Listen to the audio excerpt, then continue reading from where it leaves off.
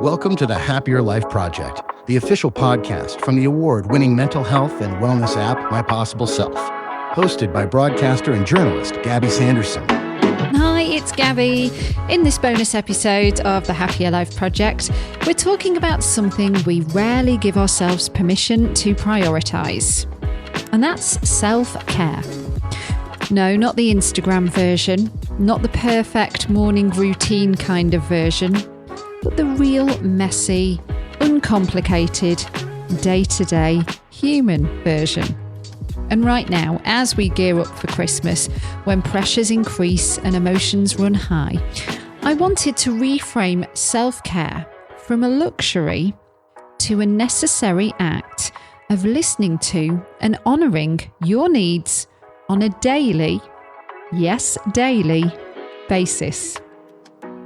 And I've asked my friend and my possible self-colleague, Chlo Hodgkinson, to join me for this conversation.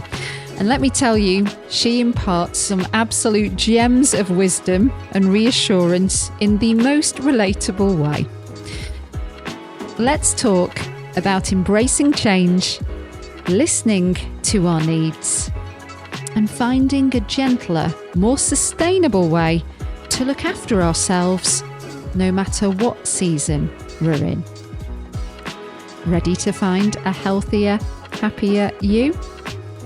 Let's get started.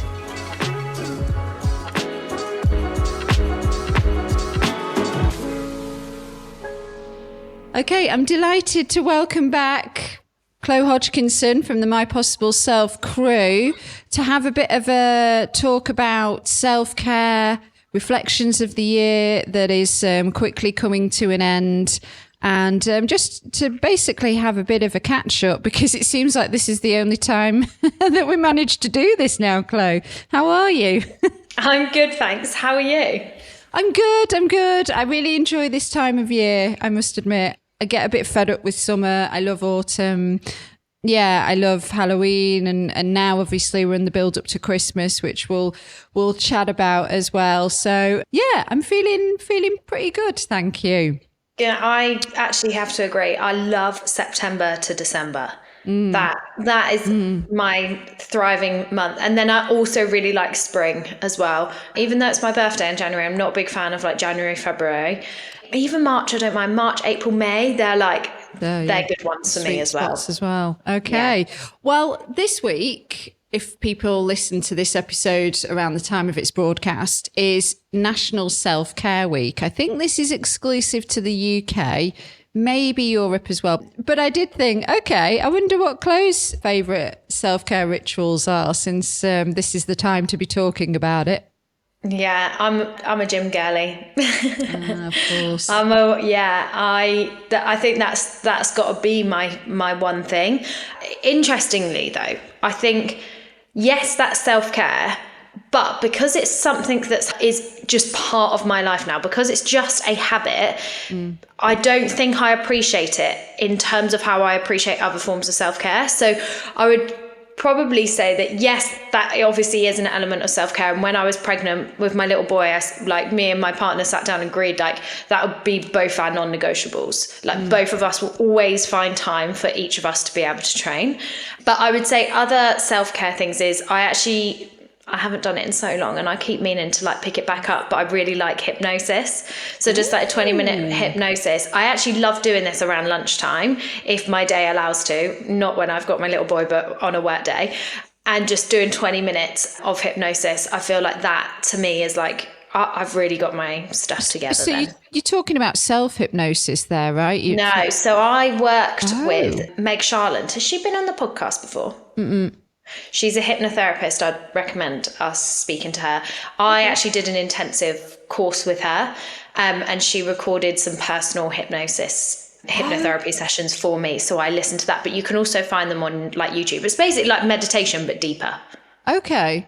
Yeah. Oh my God. So I'd say they're my things. I could really go down a tangent and talk to you about nothing else but your experience, because I am very fascinated. So maybe we need to park that for another time. Yeah, you're making me think about, with me in self-care, yoga is my go-to, but similar to you with the gym and training, like it has become so embedded in my life that would I say it's like self-care sometimes feels like a treat, doesn't it? I don't know if that's the right way to think about it as well. And maybe that's where we're going wrong, right? Yeah. Maybe self-care is those daily, like drinking water, having breakfast, like getting in a session, showering, like those sorts of, maybe that's self-care. Yeah, not entertaining negative thoughts. Yeah, because I feel like as well, we're so drilled into us that like self-care should be like going for a massage but like realistically, like how often are you doing that? And actually when you break down the word self-care, really you're just looking after yourself. So what are you actually, we could reframe it to be like, what are we doing every single day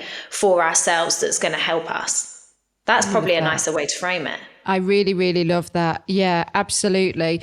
Well, I did look on this website. It's the selfcareforum.org if anyone wants to check it out. So they're a leading world forum dedicated to raising awareness about self-care and a key self-care organisation in the UK, recognised both nationally and internationally for their commitment and advocacy of self-care. So they have put some bullet points of what messages can you promote during self-care week. So I'll just share them with you, Chlo. They are saying that we should be communicating, taking vitamin D supplements, particularly outdoors for those shielding and unable to go outside. So that was their number one, actually. Which I guess is that daily, because they will say, especially if you live in the UK, you should be taking vitamin D, right? So yeah, and I guess that is a daily, that is a daily thing. Take your supplements, kids. Yeah, exactly. And the same one applies for the next point, which is good nutrition and regular exercise to support general well-being and help maximize people's immunity. Yeah, so I guess like when you're looking at like the general population, let's break it down. Like, how are you sleeping? How are you eating? How are you moving? Mm-hmm. As forms of self-care. I actually really like that shift of being like not putting more pressure on. I'm busy. I've got a busy schedule, to then put pressure on myself to then have to like find time for self-care. Yeah. Feels like more pressure. Whereas actually if I reframed it and I was like, whether I'm drinking a decaf coffee over a caffeinated coffee, telling myself and being intentional with the fact like this is a self-care thing because I don't need to be supercharged. Yeah, and there's different levels and tiers, I think, to self-care as well. Like, for example, I'm getting like it's not Reiki, it's like, but it's working with energy, and it's kind of a bit like getting yourself into alignment. And if there's any blocks or whatever, it's like shifting that energy. And it's hard to describe. And it's come from America. It's called integrated awareness, I think. Okay. I've had it done a couple of times and I found it really beneficial, but it is like a treat, like going for a massage is a treat. And it's usually because you get to a point where you're like, I need something that goes deeper than having a nourishing meal. So I guess there is like tiers to self-care, but we shouldn't forget about the daily rituals. Yeah, and like actually looking at self-care of like, how do you start your mornings? Do you roll over and pick up your phone straight away, or are you able to like have a slower morning, or do you get in a workout or some sort of movement that you can do, or like, do you eat breakfast? Do you drink water? Yeah, that I think it's quite easy, especially for you and I who are very much in, we work in wellness, we live wellness. It's very easy to forget about those sorts of things. But I'm also thinking of like, there's people that use the app. Actually, they're really good ways of starting with self-care. Like, instead of putting pressure on yourself to, whether it's finding money to go for a massage, or like putting pressure on yourself to do a hobby that you enjoy when you don't even know what a hobby is. Yeah. Why, like, just start small to be like, actually, do you know what? Today I woke up, I had a glass of water and I had breakfast. Boom, there's my self-care for the day, and not putting much more pressure on yourself. Or like, before you go to bed, having a shower and taking a little bit longer with it and like enjoying it and being present in the moment, rather than quickly in and out, straight to bed, straight scrolling on your phone. Yeah, I would just quickly add to that as well that I think a really good act of self-care, which is, well, for me, it's very hard, is to not be so affected by other people's behaviors, emotions, like, because that, for me, I can be really taken down by, like, for example, in relationships, and I say this because I've been talking to friends recently, I don't know if there's something in the air or whatever, but there seems to be a lot of people struggling in relationships, and it's like that, well, I've not heard from him in 24 hours, or, and it's like, well, actually, you're still okay, you're still safe. But our anxious brain goes to like predicting the future and what that means. And so something I'm working on as an act of self-care for myself is like, you do you, boo, you know? Yeah, I love the idea of if I ever get myself in like a bit of a tiz with other people's actions, I always like to picture of like, all I've done is my spotlights, of me on the stage, if you like, my spotlights are out on everyone else. So I'm looking at, okay, what are they doing? What are they thinking? What are they doing? And actually a really like visualization of what I love to do is just tilt them back to me. Chlo, you're like Buddha. But it helps me so much. Like if I find myself in a tiz, I literally just like visualize myself just turning back onto me and being like, actually, do you know what? Like, how do I feel in this situation? What do I want out of this situation? That is so good. I think another part of self-care could be gratitude. And next week, again, if you're listening to this around the time of its broadcast, next week is Thanksgiving in the US. So most people would say this is the most important of American holidays because more than Christmas or the 4th of July, it's a time where families reunite, express gratitude for one another and feel closer to one another than at any other time of year. So on that, Chlo, I wondered, what are you grateful for? 2025 has been a turbulent year for a lot of people. You could say globally, you could say internationally. You're putting your hands up, definitely personally. And apparently this is, if you're into astrology, all the planets have been like giving us a really tough time. And it's all supposed to come to a point where 2026 is a lot about new beginnings. And I think this is why people are struggling so much in relationships right now, because it's like, unfortunately, I think a lot of them might not break up, but it might become a new phase of the relationship, you know? So what are you grateful for 2025? And I would also like to add to that, like, how has your year been? And have there been any sort of sticky points for you where you've come out the other end that you can kind of reflect on now? God, yeah, it's been a year. I would say I sort of like don't look at 2025 as just 2025, because I sort of look at it from when I had my little boy in 24. It feels like that's like, I feel like I've been on a journey since then. Do you know, like sometimes normally, like often we can look at like from January to January, whereas for me, I feel like I'm looking from like March 24 to now, because I feel like I've been on that same journey. And that journey is completely life-changing and transformative. Like there's one thing, becoming a mum, but that sort of came quite naturally to me, like in terms of looking after him, changing nappies, like getting up in the night, like that just became what I did. But understanding who I was and that like transformation of like, yeah, it literally felt like who I thought I was, or who I was just was pulled apart. And I've been trying to put the pieces back together. I'm so excited for 2026 because I feel like I'm nearly there. Apparently, I'm also going through my Saturn return, if we're talking about planets. And I'm coming out the end of it. So I definitely feel like I'm coming out the end of it. But for me, it's been such a huge transformation in terms of like who I spend time with, where I put my time, how energy. I'm so grateful to the relationship I've built with my son this year. So he's only what, 20 months, but I struggled around between he was like 4 months until like probably January time, where I guess like, no offense, but they're a bit boring. So like, you know, they don't do a lot. Whereas I've sort of accepted that as he's got older, our relationship, because like he loves to learn and like we've become so much closer. And I think I've also accepted the mum life and accepted the new me. Whereas I think there was like a lot of resistance at the start of the year and at like the last bit of 2024, so much resistance in like who I was and who I was becoming and letting that old me go. Whereas I feel like, yeah, I'm so grateful that I've done the work. And now I see that in my relationships. I was a co-owner of a gym and I've sold that because it wasn't resonating. I've put in more boundaries this year. I've like doubled down on projects that I want to work in and sort of let things go a lot more. Wow, you really have done the work.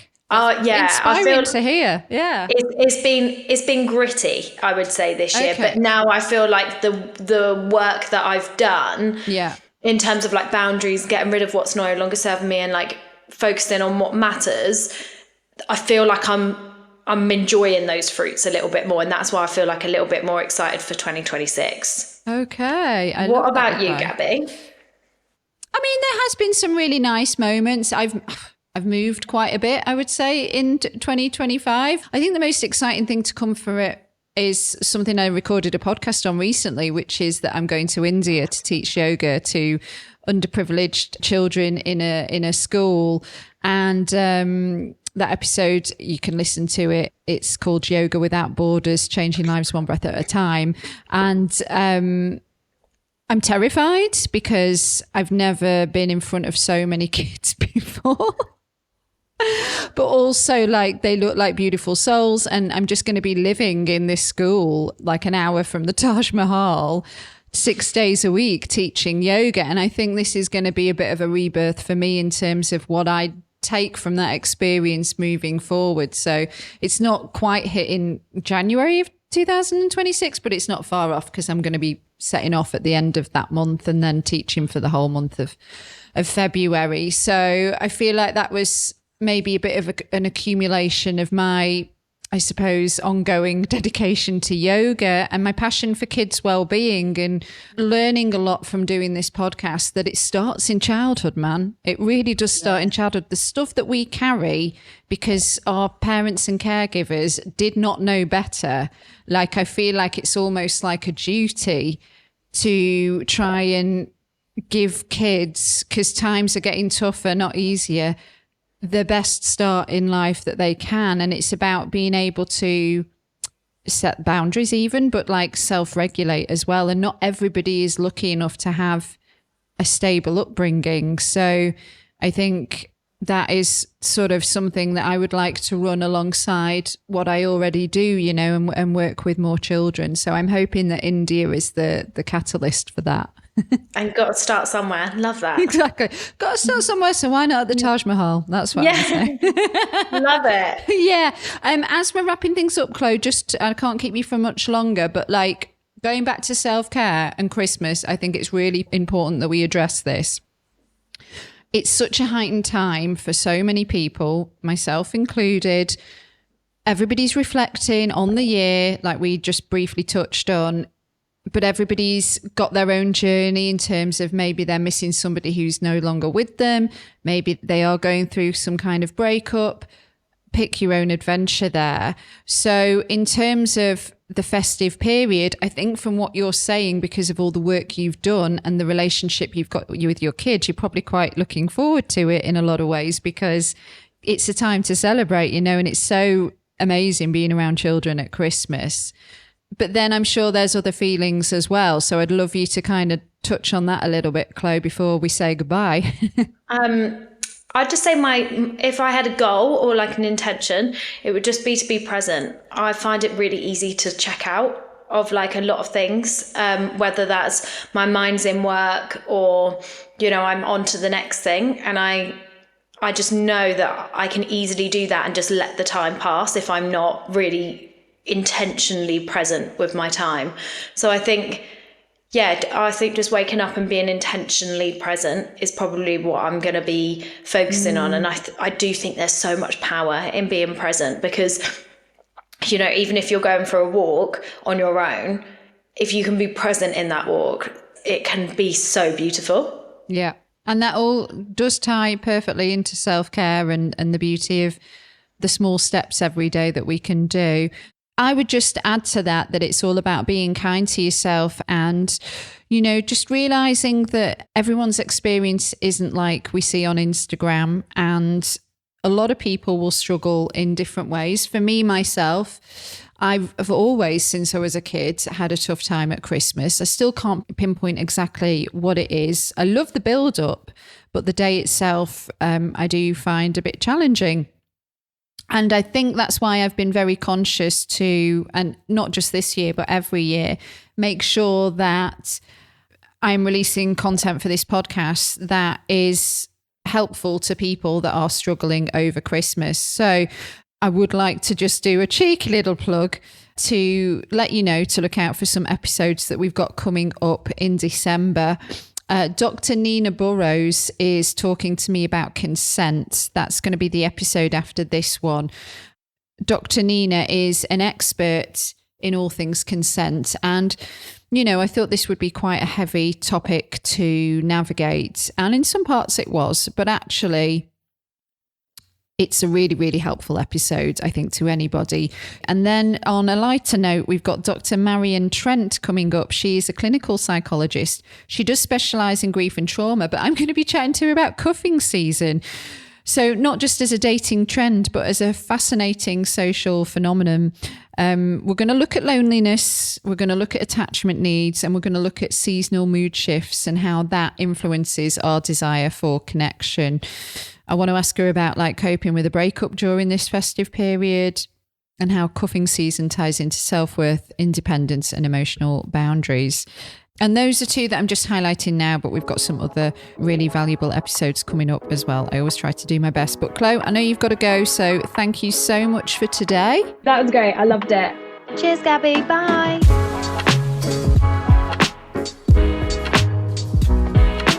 Hello friends, it's Gabby back with you.